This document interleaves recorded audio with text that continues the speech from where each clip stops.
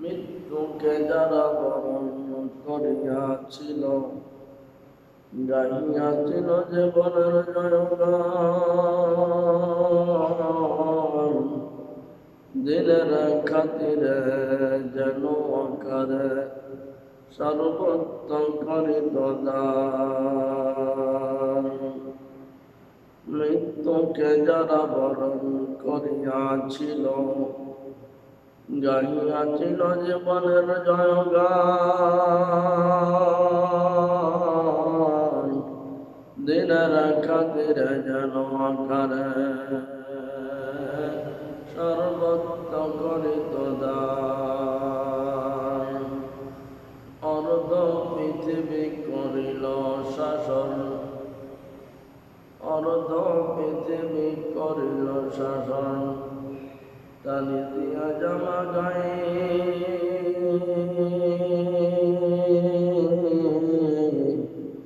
18 বস্তা মাথায় করে নিয়া শিবিল দুস্তুমায়ে। সেই সে কঠিন দুর্যোগ দিনে, সেই সে কঠিন দুর্যোগ দিনে মহান আল্লাহর আশীর্বাদ,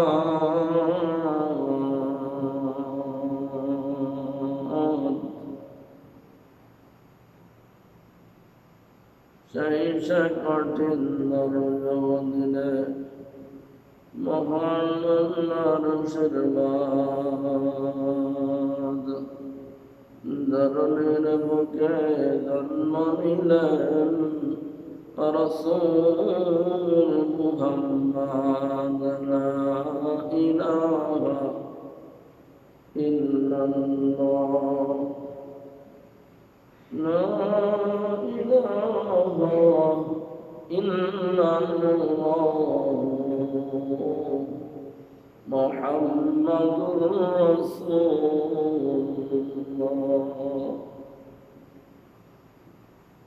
বন্ধুগণ আমার, বলতেছিলাম বন্ধুত্বর প্রভাব প্রত্যেকটা মানুষের জীবনে পড়ে। বন্ধু যদি সুন্দর হয়, বন্ধু যদি চরিত্রবান হয়, তার বাস্তবিক একটা আসর তার বন্ধুর পরে লাগে। আর বন্ধু যদি খারাপ হয়, দুশ্চরিত্রের হয়, তারও একটা আসর তার বন্ধুর পরে লেগে যায়। এজন্য বন্ধু নির্ণয় করা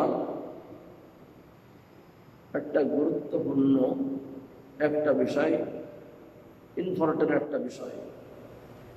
প্রত্যেকটি মানুষের বন্ধু বানাইতে হলে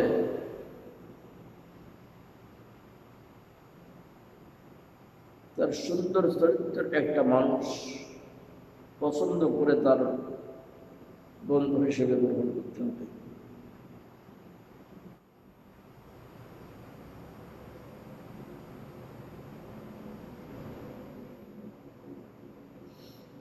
আল্লাহর নবী জনাব মুহাম্মদুর রাসূলুল্লাহ সাল্লাল্লাহু আলাইহি ওয়াসাল্লামেরও তিনিও বলেছেন, আমি যদি বন্ধু হিসেবে এই পৃথিবী আল্লাহকে ছাড়া আর কাউকে গ্রহণ করতাম, তাহলে আমি আমার আবু বকরকে বন্ধু বানা দিতাম।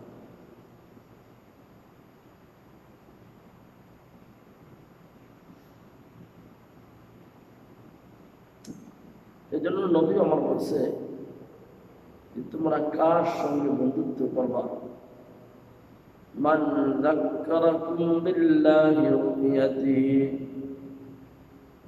যে ব্যক্তিকে দেখে তোমার আল্লাহর কথা স্মরণ হবে, যার কথা, যার আমল দেখলে তোমার আখিরাত স্মরণ হবে, যার চরিত্র দেখলে তোমার জাহান্নাম দোজখকে স্মরণ হবে, এমন লোককে তুমি বন্ধুত্ব করো।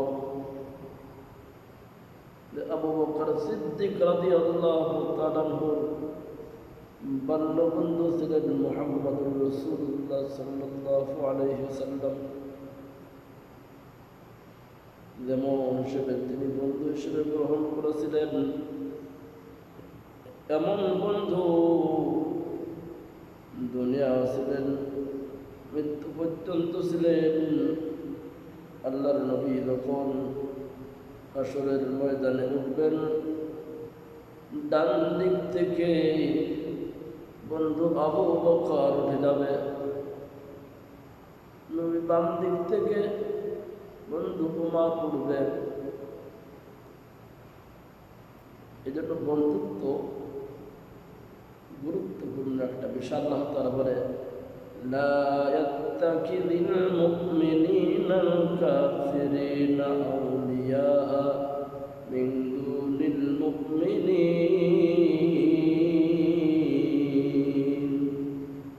মুমিনরা যাতে কোনো কাফেরকে বন্ধু হিসেবে গ্রহণ না করে।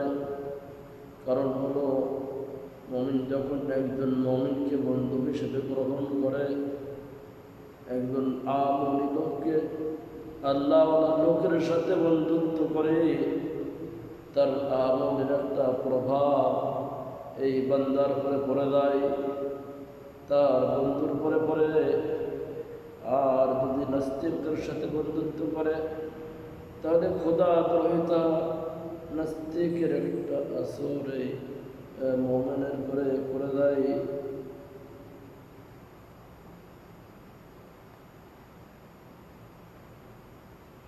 এই বন্ধুত্বর কারণে অনেকে জান্নাত হারিয়েছে। এই বন্ধুত্বের প্রভাবে অনেকে ঈমান আনা হয়েছেন। যেমন আবু বকর সিদ্দিক রাদিয়াল্লাহু তাআলা আনহু বন্ধু ছিল মুহাম্মদুর রাসূলুল্লাহ সাল্লাল্লাহু আলাইহি ওয়াসাল্লাম। আল্লাহর নবী মুহাম্মদুর রাসূলুল্লাহ সাল্লাল্লাহু আলাইহি ওয়াসাল্লাম সর্বপ্রথম যাদের দাওয়াত দিলেন, ঈমানের দাওয়াত, ঈমানের দাওয়াত দেওয়ার ভিতরে তার বন্ধু আবু বকরকে পেয়ে বললেন, ও আবু বকর, তুমি কি জানো আল্লাহ রাব্বুল আলামিন আমাকে নবী বানিয়েছেন? আল্লাহ রাব্বুল আলামিন আমার উপরে কোরআন নাযিল করেছেন। আবু বকর সিদ্দিক যেহেতু সত্য বন্ধু মুহাম্মদুর রাসূলুল্লাহ সাল্লাল্লাহু আলাইহি ওয়াসাল্লামের, সঙ্গে সঙ্গে আবু বকর সিদ্দিক রাদিয়াল্লাহু তাআলা আনহু বললেন যে, বন্ধু, তোমার যে দশায় একটা মিথ্যা বলো নাই, আজ তুমি মিথ্যা বলবে না, এটাই বাস্তব। অবশ্যই আল্লাহ যদি তোমাকে নবী বানাই, এক নম্বরে আমি তোমার অনুসারী হয়ে গেলাম। আবু বকর সিদ্দিক মুহাম্মদুর রাসূলুল্লাহ সাল্লাল্লাহু আলাইহি ওয়াসাল্লামের সঙ্গে এমন বন্ধুত্ব করেছেন যে বন্ধুত্বের কারণে দুনিয়ায় আবু বকর সিদ্দিক রাদিয়াল্লাহু তাআলা আনহু এত দামি হয়েছেন।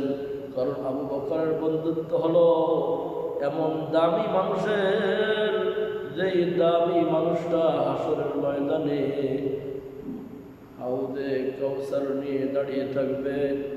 যে দামি মানুষটা হাসরের ময়দানে না হলে সুপারিশ করবে কে? এমন দামি মানুষ মুহাম্মদুর রাসূলুল্লাহ সাল্লাল্লাহু আলাইহি ওয়াসাল্লাম। এই পৃথিবীর জগৎ থেকে তিনি আসমান পর্যন্ত যে আরশে কুরসিতে আমার আল্লাহর সঙ্গে সাক্ষাৎ করেন, যে এমন দামি মানুষ ফেরেশতারা পর্যন্ত যে হাবিব সাল্লাল্লাহু আলাইহি ওয়াসাল্লামের, মুহাম্মদ সাল্লাল্লাহু আলাইহি ওয়াসাল্লামের প্রতিটি বিষয় দেখেন। ফেরেশতারা পর্যন্ত যে হাবিবের জন্য দোয়া পড়েন, আল্লাহ রাব্বুল আলামিন পর্যন্ত সেই রাসূলের জন্য দোয়া পড়েন। এমনকি মাখলুকাত পর্যন্ত নবীকে চিনে, গাছ নবীকে সালাম দেই, পাথর নবীকে সালাম দেই, এমনকি বনের মখলুকাত পর্যন্ত নবীর পায়ের পরে সিজদা পড়ে যায়। কিতাবের ভিতর আসছে, এক ব্যক্তি অভিযোগ করেছে তার ব্যাপারে, ইয়া রাসূলুল্লাহ, ইয়া হাবিবাল্লাহ, আমার উটনিটা আমি খাবার দিই, কিন্তু সে সুযোগ পেলে আমাকে কামড়াতে আসে। আল্লাহর নবী মুহাম্মদ সাল্লাল্লাহু আলাইহি ওয়াসাল্লাম উটনিকে ডাকলেন, ডেকে বললেন যে তুমি তোমার মনিবের সঙ্গে কেন খারাপ ব্যবহার করো? সে বলল, ওগো আল্লাহর নবী, উটনি সিজদায় পড়ে গেল। সে ব্যক্তি আমার দিয়ে কাজ করা বেশি, কিন্তু খাবার দেয় কম। আল্লাহর নবী বললেন যে উটনি, তুমি এখন থেকে তার উপরে আর বিষ দিবে না, আর ওই ব্যক্তিকে ডেকে বলে, আল্লাহর বান্দা মাখলুকাতের প্রতি দয়া করো, উটনিকে খাবার কেন কম দাও, তার খাবার পরিপূর্ণ করে দাও। দোস্তরে আমার, এজন্য পৃথিবীর প্রতিটা মাখলুকাত নবীকে চিনে, প্রতিটি মাখলুকাত নবীকে চিনে, বাঘ পর্যন্ত নবীকে চিনে, হরিণ পর্যন্ত নবীকে চেনে, বৈশাখ পর্যন্ত নবীকে চেনে। এমন দামি নবী যিনি আকাশের দিকে চন্দ্র ইশারা করলে চন্দ্র দ্বিখণ্ডিত হয়ে যায়, এমন দামি নবী যিনি ইশারা করলে আকাশের চাঁদ পর্যন্ত ফেটে যায়। এই নবী তো হাসরের ময়দানে দাঁড়াইবে উম্মতের সুপারিশ করার জন্য। এই নবী তো হাউজে কাউসারের জন্য দাঁড়াবে। এই নবী তো হাসরের ময়দানে সিজদায় পড়ে থাকবে। কারণ একটা দামি মানুষ, কত দাম, কত দাম, পৃথিবীর সব দাম যদি আমার নবীকে দিয়ে দেওয়া হয়, তারপরও নবী সাল্লাল্লাহু আলাইহি ওয়াসাল্লামের এই দাম দেওয়া, এই মূল্যায়ন করা সম্ভব হবে না। কারণ নবী তো নবী, নবীর যে কত দাম এটা আমার আল্লাহ নিজেই দিয়েছেন। আমার হাবিবের মর্যাদা, কারণ হাসরের ময়দানে যেই দিন আর কোনো ব্যারিস্টার থাকবে না, যেই দিন আর কোনো অ্যাডভোকেট থাকবে না, আমার নবী মুহাম্মদুর রাসূলুল্লাহ সাল্লাল্লাহু আলাইহি ওয়াসাল্লাম সিজদায় পড়ে যাবে। সিজদায় পড়ে যায় উম্মতের দরদি নবী চোখের পানিগুলো ছেড়ে দিবে। চোখের পানি ছেড়ে দিয়ে ডাক দিয়ে বলবে, আল্লাহ, ও আল্লাহ। আমার আল্লাহ ডাক দিয়ে বলবে, হাবিব রে, আসরের ময়দানে আর কত কাঁদবেন নবী? নবী গো, আপনার চোখের পানি আমি আল্লাহ দেখতে পারি না রে। আমার নবী ডাক দিয়ে বললেন, আল্লাহ গো, আমি নবী দেখতেছি আমার উম্মাহগুলো সব জাহান্নামে চলে যাচ্ছে। আমার আল্লাহ ডাকতে বলবেন, নবী, আপনি আর কাঁদবেন না, আপনার উম্মাহগুলোকে দেখে দেখে আপনি বাছাই করে করে আপনি আল্লাহর জান্নাতের ভিতরে নিয়ে যান।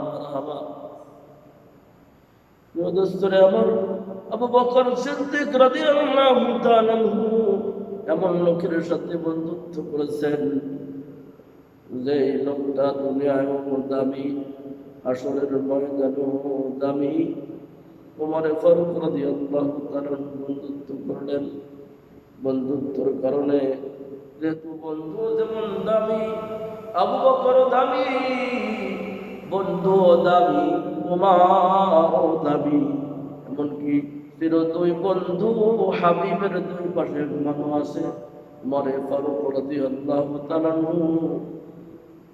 তিনি আক্রান্ত হলেন, কাফের দ্বারা আক্রান্ত হলেন। ওমর ফারুক রাদিয়াল্লাহু তাআলা যখন অবস্থায় বাড়িতে আসেন, অর্ধ পৃথিবীর খলিফা মৃত্যুর শয্যায়, ওমর ফারুক তার ছেলে আব্দুল্লাহকে ডেকে বলে, আমার সন্তান, তুমি আয়েশার কাছে যাও, উম্মতের মা আয়েশার কাছে যে আমি উমরের কথা একটু বলো, কারণ আমি উমরের জীবনে বড় আশা ছিল। নবীর পাশে বাম সাইডে যে জায়গাটা আছে, উমর দাবি করে যদি অনুমতি না দেই চলে আসবেন। আব্দুল্লাহ সালাম দিলেন, আসসালামু আলাইকুম ইয়া উম্মাহাতাল মুমিনিন। সালাম দিলেন, সালাম দিয়ে বলেন, আমি আব্দুল্লাহ উমারে ফারুকের পক্ষ থেকে আসছি। উমার চিরদিনের জন্য নবীর পাশে ঘুমাইতে চাই। কথা শুনে আম্মা জান আয়েশা চোখের পানি ছেড়ে কাঁদতেছিলেন আর বলতেছিলেন, যেহেতু এ জায়গায় থাকার ইচ্ছা তো আমি আয়েশার ছিল, কিন্তু আমার থেকে উমারের অবদান অনেক বেশি, আমার থেকে উমারের অবদান অনেক বেশি। উমার এই জায়গার উপযুক্ত, যাও। আমি বললাম, উমারকে এখানেই দাফন করে দিও। উমারে ফারুক রাদিয়াল্লাহু তাআলা সাহাবীদেরকে ডেকে বললেন, ও আমার সাহাবীরা রে, আমার লাশটা নিয়ে আমার নবীর রওজার কাছে যাবে। আমার লাশটা কাঁধে করে নিয়ে যে আমার রাসূলকে সালাম দিবে। সালাম দেওয়ার পরে রওজা থেকে যদি জবাব আসে, উমারকে দাফন করো নবীর পাশে। আর যদি আওয়াজ না আসে, উমারকে ওইখানে তোমরা দাফন করবে না। উমারে ফারুক রাদিয়াল্লাহু তাআলা ইন্তেকাল হয়ে গেল। অর্ধ পৃথিবীর খলিফার ইন্তেকাল হয়ে গেল। উমারে ফারুক রাদিয়াল্লাহু তাআলা লাশটা নিয়ে নবীর রওজার কাছে যে সাহাবী সালাম দেয়, আসসালামু আলাইকুম ইয়া রাসূলুল্লাহ। ও আল্লাহর নবী, উমার আপনার পাশে। আল্লাহর নবী, উমার আপনার পাশে। রওজা থেকে আওয়াজ আসে, কিরে আমার উমারকে কই লয়ে যাও? আমার উমারকে আমার পাশেই দাফন করে দাও। দোস্তরে, এই জন্য বন্ধু যত দামি হয়, তার জীবনের প্রভাবটাও দামি হয়। আর বন্ধু যদি চরিত্রহীন হয়, তার বন্ধুর আসর তার বাস্তব জীবনে পড়ে। এই জন্য তাফসীরের ভিতরে দেখতেছিলাম, আল্লাহর নবীর হাতে কালেমা পড়ছে, মুহাম্মদ সাল্লাল্লাহু আলাইহি ওয়াসাল্লামের হাতে কালেমা পড়ে মুসলমান হয়ে গেছে। বন্ধুর প্রভাবে সে আবার জাহান্নামী হয়ে গেছে।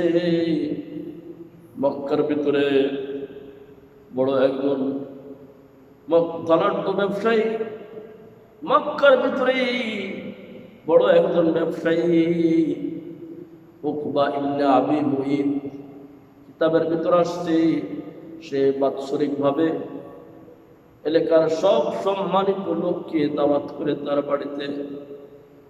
বাড়িতে আপ্যায়ন করে। উকবা ইবনে আবি মুঈত সেই অনুযায়ী মুহাম্মদ সাল্লাল্লাহু আলাইহি ওয়াসাল্লামকে আমন্ত্রণ করেছে। মুহাম্মদ সাল্লাল্লাহু আলাইহি ওয়াসাল্লাম দাওয়াতও কবুল করেছে। মুহাম্মদ রাসূলুল্লাহ সাল্লাল্লাহু আলাইহি ওয়াসাল্লাম নির্দিষ্ট তারিখে উকবা ইবনে আবি মুঈতের বাড়ি গেছে, খাবার দিছে। খাবার দেওয়ার পরে আল্লাহর নবী উকবা ইবনে আবি মুঈতের খাবারের ভিতরে হাত দিয়ে দিছে। আল্লাহর নবী ডেকে বলে, ও উকবা ইবনে আবি মুঈত, তুমি আমাকে দাওয়াত দিয়েছো, তোমার দাওয়াত আমি গ্রহণ করেছি। তুমিও যদি আমার দাওয়াত গ্রহণ করো, তাহলে তোমার বাড়ি খাবার খাবো, আর না হলে যেভাবে খাবারে হাত দিয়েছি এভাবে হাত আবার নিয়ে চলে যাবো। উকবা ইবনে আবি মুঈত সেও জানে মুহাম্মদ সাল্লাল্লাহু আলাইহি ওয়াসাল্লাম জীবনে মিথ্যা কথা বলেন না। আর মুহাম্মাদের মতো একটা সুন্দর মানুষ, এই মক্কার ভিতরে সব থেকে দামি মানুষ, আমার বাড়ির থেকে চলে যায়, তাহলে আমার বেজ্জত হবে, আমার অসম্মান হবে। উকবা ইবনে আবি মুঈত ডাক দিয়ে বলে, ও মুহাম্মদ সাল্লাল্লাহু আলাইহি ওয়াসাল্লাম, আপনার কি দাওয়াত?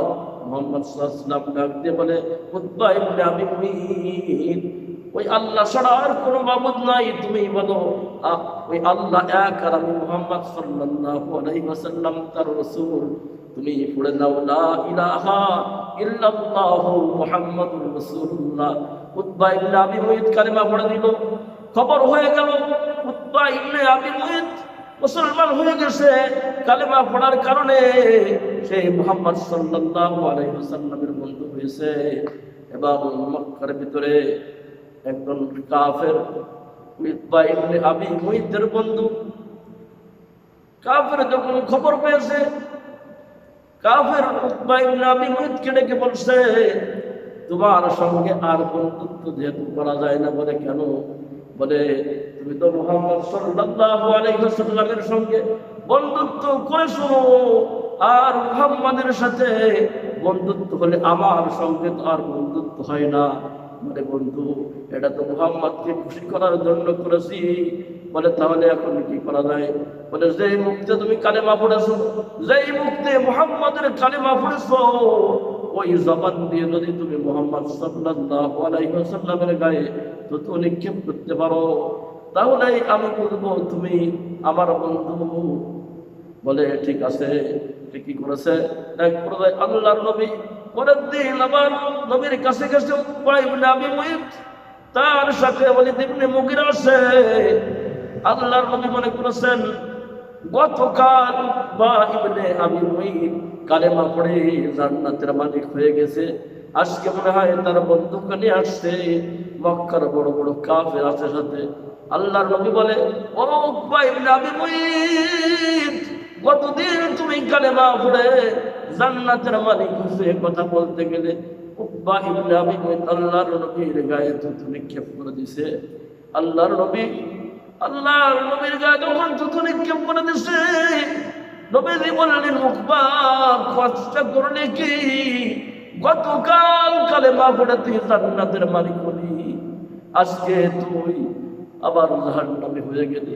আল্লাহর নবীর চক্ষুদয় থেকে পানি বের হচ্ছে। আমার আল্লাহ ডাক দিয়ে বলে, ও নবী, আপনি কি জানেন সে সময়ের কথা? উতবা ইবনে আবি মুইত হাসরের ময়দানে কি করবে? সে বলবে, ওয়ায়াকুলু ইয়া ওয়াইলাতনি লাম আত্তাখিয ফুলানাতান খলিলা। সে তার দাঁত দিয়ে তার গোশ কামড়াবে, দাঁত দিয়ে তার গোশগুলো চিবাবে। আর উতবা ইবনে আবি মুইত বলবে, হাই হাই, কেন আমি ওদের সাথে বন্ধুত্ব করতে গেলাম? আমি যদি মুহাম্মাদের সাথে বন্ধুত্ব করতাম তাহলে আজকে আমার জাহান্নামে যাওয়া লাগতো না। এইভাবে সে আফসোস করবে। এজন্য বকরে বন্ধুত্বর প্রভাব জীবনে পড়ে। এজন্য সুন্দর বন্ধু, চরিত্রবান বন্ধু গ্রহণ করতে হবে। যে বন্ধুর সাথে বন্ধুত্ব করলে তোমার নামাজের কোনো সমস্যা হয় না, তোমার দ্বীনের কোনো সমস্যা হয় না, তোমার ইসলামের কোনো সমস্যা হয় না। যে বন্ধুর সাথে বন্ধুত্ব করলে তুমি তাহাজ্জুদ হতে পারো, কোরআন তেলাওয়াত হতে পারো, দিন কায়েম করা হতে পারো। এমন বন্ধুত্বের সাথে বন্ধুত্ব করতে হবে, এটাই আল্লাহর নির্দেশ।